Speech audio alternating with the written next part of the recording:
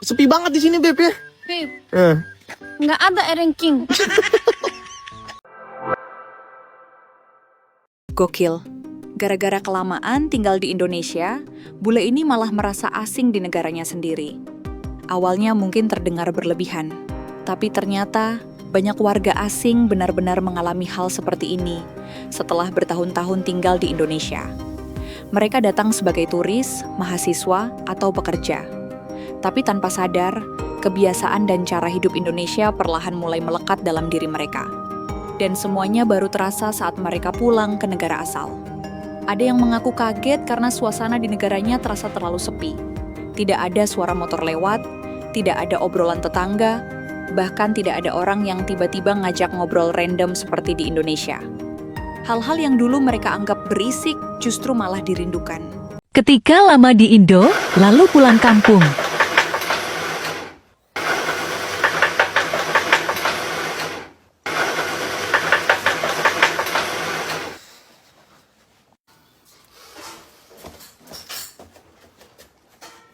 지금 뭐 하는 거야? 왜? 너 인도네시아에서 살면 어떤지 물어봤잖아 항상. Ketika kamu lama di Indonesia, tapi pulang ke negaramu. We went to high school with that girl, Ashley. Yagan? Who's Ashley Yakin? Nggak papa sih? What? Papa sees what? Could you just act normal for 1 minute? Kok angry? Coke angry? What, did Pepsi do something? Woi! What was that? Jangan gitu, oi. Okay, now you're just making up sounds. What? What are you doing? What's this? What are you doing? Pak, gua nggak ngerti dah, ini Polandia sepi banget. Bener-bener kayak kagak ada kehidupan di sini, lu lihat tuh, kagak ada orang tuh. Sepi banget di sini, Beb ya. Babe, Eh. nggak ada ranking. Gak ada apaan? Nggak ada ranking. Ranking apa? Oh. Kata Pona dia emang nggak ada motor ranking guys di sini guys. Nggak ada apa-apaan di sini. Orang-orang pada kemana tuh? Bener-bener sepi. Ini masih jam sibuk gitu, tapi antara ngeri sama damai gitu guys. Tapi di sini safe ya, aman ya di sini ya. Aman. Walaupun ya. sepi mah aman ya. Ya aman. Aman banget. Iya. Iya, nggak ada ranking. Nggak ada ranking. Nggak ada yang motor ngedrak, nggak ada ngedrak ya. Nggak ada. Nggak ada motor ngedrak di Bekasi, ada di Bekasi. Ada. Di ngambil paket nih. Tapi bener loh guys, wah kagak ada orang di sini tuh. Yang ngobrol mah anjing tuh, pada ngobrol satu sama lain. Orang-orangnya pada kemana tuh gue lihat ya. Mungkin kalau ini kan kayak daerah apartemen ya. Lu bayangin ya, apartemen Kalibata, mungkin banyak orang ya tuh. Dia bawa paket sih. Gua orang Jepang yang udah 3 tahun di Indonesia. Di mana-mana nyari Gojek. Apa Cok? Habis ini kemana kita nih? Kita mau ke Shibuya nih. Oh, sebenarnya berapa menit ini jalan kaki? 2 hari kayaknya. 2 hari. Terus berapa menit ini? Ada kali 20 menitan. Ini cari nih. Enggak ada ojek. Enggak ada Gojek di sini. Efek kelamaan tinggal di Indonesia. Strawberry. Tapi nggak tahu sekarang harganya berapa ini yang murah tuh mahal. Aku bukan orang Korea sekarang. Aku bukan orang Korea sekarang. Punggung mah. Yang itu ubi celumbu. Ubi celumbu Korea. Ubi Korea. Lucu. Iya. Itu tuh yang belum. Lagi dijemur. Santan. Lagi training kan. Versi Korea deh. Ketika lama di Indonesia terus pulang ke negaramu. Hi, you're up early. I like to start my day early with a shower. Didn't you just take a shower like an hour ago? I'm sweaty. Another shower? Yeah, I'm sweaty. Alright, dude, that's like your 4th shower today. What are you doing? Dude, I was just going to the bathroom. And everybody knows you can't take a shower at night. Who says you can't take a shower at night? Ibu said I'd get sick. Leave me alone. Mas Ansol udah tinggal di Indonesia 16 tahun. Ada nggak yang bikin Mas Ansol susah untuk adaptasi waktu balik ke Korea? Ini mungkin merupakan sebuah video yang bakal sangat relate dengan polo-polo yang pernah tinggal di luar negeri ataupun tinggal di luar kota. Jadi kayak aku, karena aku orang Korea terus tinggal lama di Indonesia, waktu balik ke Korea kadang ada beberapa hal yang aku sendiri nggak tahu gimana caranya ataupun gimana tradisinya gitu. Contoh paling gampang, di Korea itu kita mau buka rekening di bank itu susah pol, sungguh. Sebagai orang Korea kamu bikin rekening di bank itu susah banget karena banyak banget rekening-rekening yang disalahgunakan. Jadi waktu mau bikin rekening itu ditanyai, kamu bikin rekening tujuannya apa? Mau digunakan untuk apa? Sekarang emangnya udah ada kerjaan, emang udah ada masukan, itu ditanyai banyak banget. Nah kayak gitu toh ngerasa kayak, loh kok ditanyai kayak gini sih? Padahal emang gitu. Jadi kayak beberapa hal yang aku sendiri nggak tahu, tapi ketika nggak tahu, orang-orang ngeliat aku, loh hari itu gak ngerti ya apa sih? Yo gak tahu, tapi karena aku kelihatannya orang Korea dan juga ngomong Korea, mereka kayak, lu gimana kopi apa ya? Yo nggak salah juga karena tampaknya benar-benar tampang Korea, jadi kok bisa nggak paham. Since I started traveling to Indonesia like 11 years ago, I became so used to the water gun, or however you want to call it, that even now that I travel in Europe, for example, like right now I'm in Malta, well, I don't feel fully clean after number 2 if I don't wash myself. And the thing is, in Europe, most places don't have water guns. So what I do here is that every single time after number 2, I take a shower. So today my stomach was pretty upset and I took a lot of number 2s.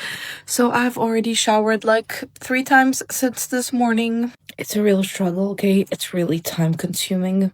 Neng, gak jadi beroti nih. Mahal. Nggak mau. Emang segini ya harganya, gimana ceritanya? Murah mah di Bekasi. Iya. Babe, di Bekasi ada Oka. Roti Madura, dong Oka. Di sini murah ada Oka. Di Bekasi murah. Jangan dibandingin sama di Polandia Di emang. Polandia beli 5. Hah? Dapat motor di Bekasi. Di Bekasi motor. Beli 5 roti dapat motor di Bekasi, dipindah ya berarti ke Bekasi. Nggak mau. Oh ini sari roti. Bukan sari roti, ini mah beda tuh. Gak ada sari roti, jadi nggak? Pulang kita Bekasi berarti. Iya.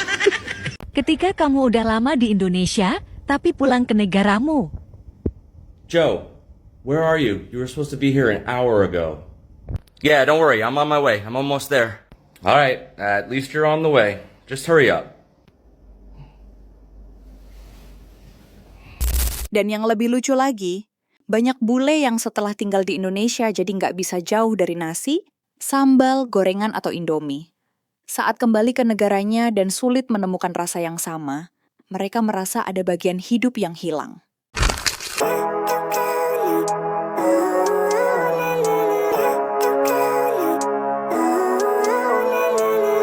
Living life, every day, late at night, not okay. All I want, and I pray, all I need are some better days. Fuck me, I'm looking in the mirror, so foggy, but I've never. Mas bule asal Belgia ini mau balik ke negaranya, guys. Jadi ceritanya, setelah lama tinggal di Indonesia, dia akhirnya harus pulang. Tapi sebelum balik, dia nyiapin banyak bekal khas Indonesia.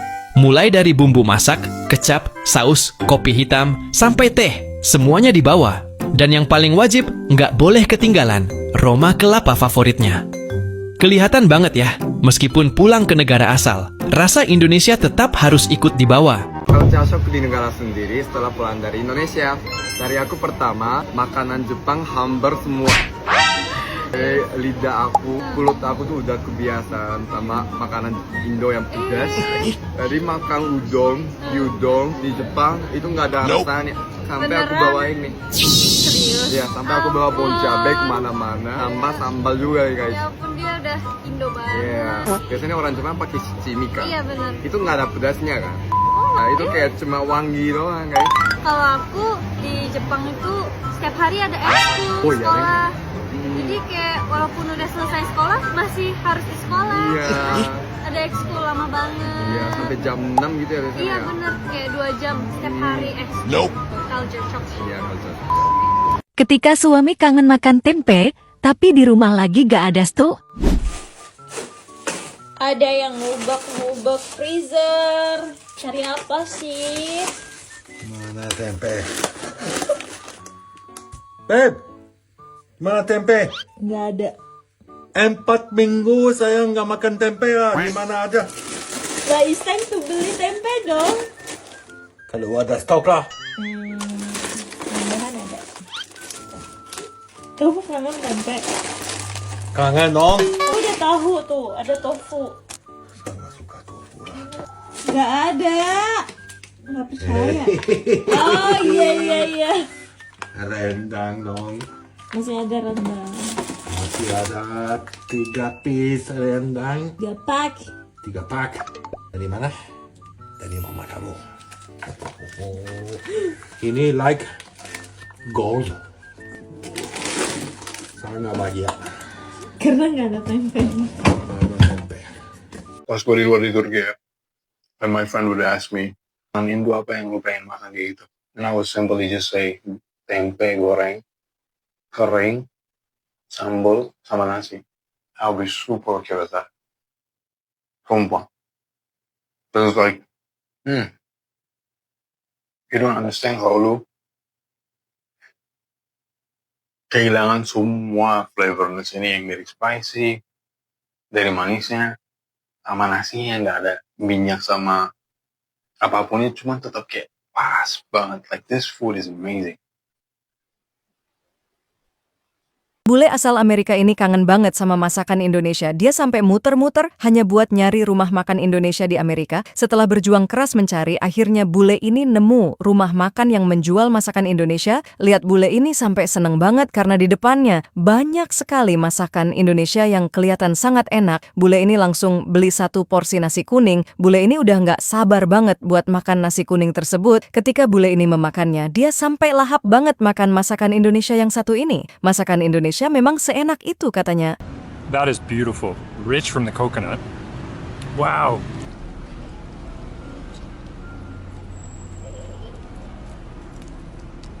Wow. Tapi di balik semua hal lucu itu, sebenarnya ada sesuatu yang lebih dalam.